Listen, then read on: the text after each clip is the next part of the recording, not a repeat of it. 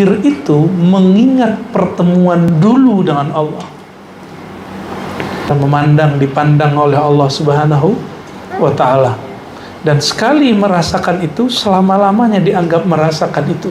Kayaknya duduk di atas sejadah itu nggak mudah, gelisah loh orang duduk di atas sejadah.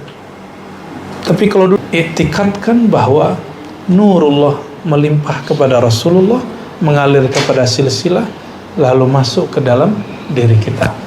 Muraqabah itu nggak bisa ditalkin-talkin, nggak bisa dibuat-buat. Muraqabah itu suatu rahasia yang terjadi hanya dalam penantian.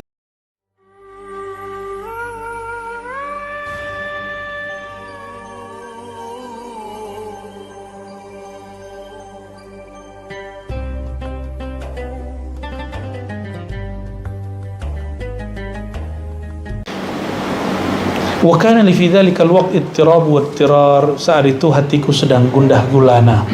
Ya, biasa murid ini kadang-kadang muncul was-was. Ini dialami oleh sekelas Maulana al-Imam Al-Jami, wali kutub. Ya, wali kutub itu. Aman? Lalu berkatalah beliau Hisamuddin mengenai muraqabah. Apa kata beliau? Kalau di kitab saya halaman 84 ya. Innal muraqabata hiya intizarun fil haqiqah. Muraqabah itu nggak bisa ditalkin-talkin, nggak bisa dibuat-buat.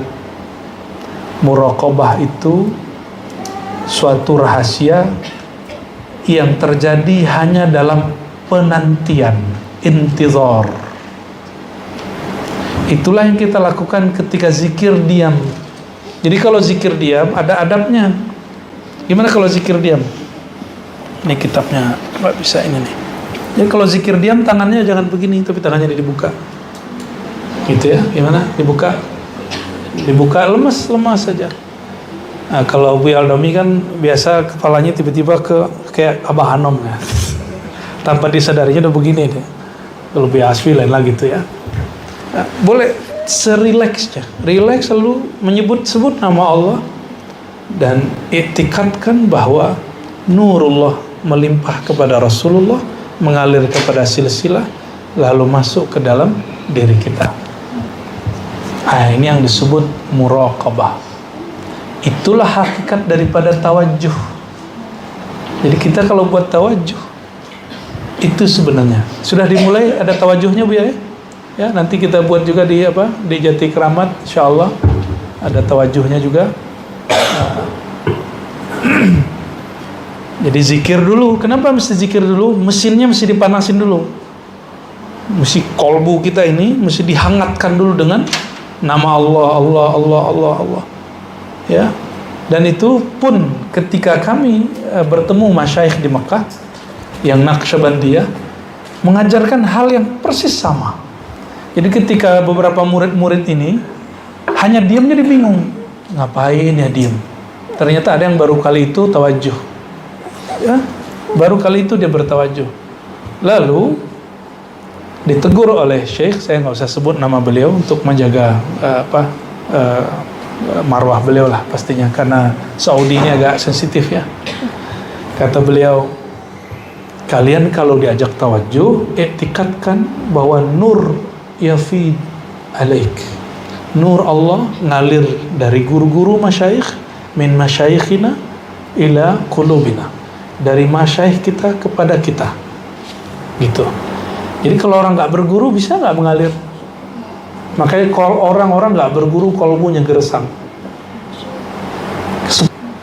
Jadi kita tadi ya, laula an hadanallah. Fa idza hasala lisalik hadzal intizar alladhi nasha'a an ghalabatil mahabbah wa tahaqqaq bihi laysa lahu dalilun wa mursyidun siwa hadzal intizar. Ya. Kalau dia sudah mendapatkan hasil dari intizar itu, penantian itu, menunggu itu, duduk. Makanya duduk di atas sejadah itu nggak mudah. Gelisah loh orang duduk di atas sejadah. Tapi kalau duduk megang handphone gelisah nggak? Why? Karena ada yang dilihat. Ada yang kemudian bisa dicerna, ada yang bisa dirasa. Kalau belum zikir sebelum muraqabah, maka belum ada mainan kolbunya. Makanya pikirannya kemana-mana. Ya, maka kita ajak zikir dulu, baru zikir khafi, baru tawajuh. Nah, kalau sudah dapat sir dari intizar itu, yaitu diberikan muraqabah, kadang-kadang diberikan rasa dipandang oleh Allah, itu mahal sekali.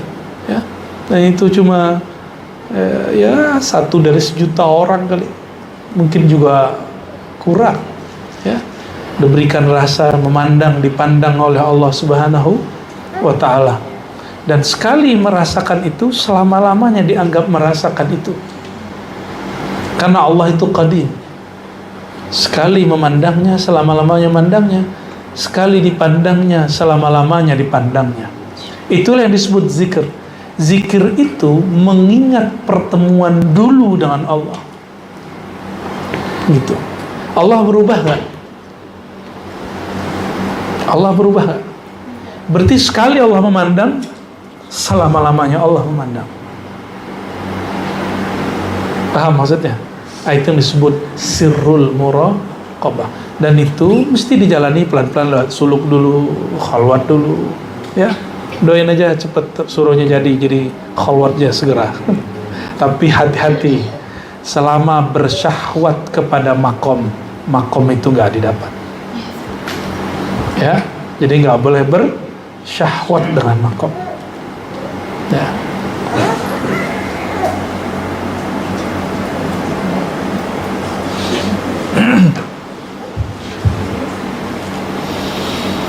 Nah, sekarang kita masuk ke Imam Bahauddin. Ya, tapi sudah jam 4:30 nih.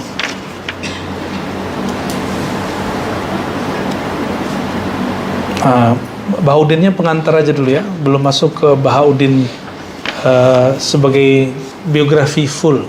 Ya. Ini kata Imam Bahauddin waktu ngaji kepada Mir Kulal. Tadi kan Hisamuddin. Kalau di kitab ini halaman 87. Ya. Qala hadratu Khaja Bahauddin Quddisa sirruhu lamma kuntu mashghulan bidzikril khafi. Ketika aku sibuk dengan zikir khafi, hasala li hudurun wa jam'iyyatun. Maka aku mencapai suatu rasa yang disebut dengan hudur dan jam'iyah, merasa hadir. Disebut hadirah, hadiratul hadirah. Ya. Fa akhadtu fi talabi asli dhalika wa sirri. Lalu aku mencoba mencari sumbernya. Fa kuntu fi talabihi 30 sanah. Dan berapa lama kami mencari sir itu? 30 tahun. Bersama dengan Maulana Arif, hatta safarna ilal Hijaz marratain. Bahkan kami sudah ke Hijaz 2 kali, haji 2 kali, kira-kira gitu. Fa idza sami'na ahadan min ahli tahqiq fi zawaya wal ribatat iltamasnahu wajadnahu. Kalau kami dengar ada syekh mursyid di mana aja, kami kejar dia. Ya. Falau laqitu ahadan mithla Maulana Arif au kana muzhiran lahu au kan muzhiran lahu ma wajadahu Maulana Arif laltazamtu sahbatahu. Kalau ketemu orang yang kayak beliau ini, saya akan mulazamah, kita maksud beliau. Falamma raja'tu huna madza taqulu fi ma yujalisu an-nas fi al-faras wa yakunu bisirrihi mutawajjizan as-sama' wal 'arsy yakunu mashghulan hunaka zahiran wa batinan. Nah, ini cerita beliau mendapatkan sir daripada muraqabah. Jadi kalau sekarang dipercepat oleh Allah itu luar biasa. Kenapa Allah percepat rasa itu hari ini? Karena ujian orang untuk beralih kepada Allah itu juga cepat. Ya, kalau Imam Sufyan Ats-Tsauri 20 tahun baru merasakan muraqabah Quran. Ada yang 30 tahun, ada yang 40 tahun. Kalau Imam Bahauddin tadi berapa? Pernah merasakan sekali, terus dia penasaran, kok rasa itu nggak timbul-timbul lagi. Nah, biasanya siapapun orang yang mungkin akal dia nolak tasawuf, tapi kalau dia pernah sekali tersentil kolbunya berzikir dan dia bergetar, dia akan mencari ilmu itu. Pasti dia cari ilmu itu. Nah, Itu sebabnya teman-teman, mursyid tarekat tidak pernah memburu murid, karena murid datang mencari sendiri. Lain dengan dai. Kalau dai itu cari murid. Maka mursyid ini ada yang dai, ada yang cuma mursyid muallim. Kalau mursyid itu ciri-cirinya datengin gitu. Nah, itu seperti pendiri jemaat tabligh Maulana Ilyas Al-Kardahlawi, itu dia datengin. Itu disebut jauh lah, datang kemana-mana. Di Indonesia yang bernaqsyabandi itu almarhum Kiai Huzairan dan keturunannya dan keluarganya. Sekarang saudaranya itu ya. Jadi teman saya orang NU bingung, jemaat tabligh itu bukan Wahabi ya Bu ya? Loh, sejak kapan jemaat tabligh Wahabi? Jemaat tabligh itu kesusupan Wahabi personal ada, tapi jemaat tabligh didirikan oleh mursyid tarekat Naqsyabandiyah, Khistiyah, bahkan Qadiriyah, Maulana Ilyas Kardahlawi. Di Indonesia itu punya pesantren besar ya, di Tomboro. Orang kalau datang ke sana bingung, ini Jawa apa Arab nih? Orangnya cadaran seperti itu ya. Ya. Dan ya jualan bajunya ya begitu, baju-baju India, baju Arab. Ya parfumnya khusus, parfumnya tabeh itu kan. Kalau saya kurang cocok kalau dengan itu. Ya agak tajamnya. Kayaknya dia ngamalin hadis bahwa parfum laki-laki itu kuat gitu baunya. Hai. Baik, itu tentang silsilah Naqsyabandiyah.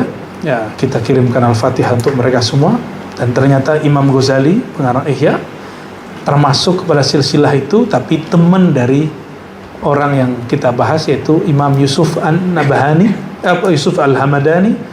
Beliau ini kawan dari Imam Ghazali dan seperguruan dengan beliau, ngambil zikir khafi kepada Abu Ali Al-Farmazi. Lahumul Fatihah. Bismillahirrahmanirrahim.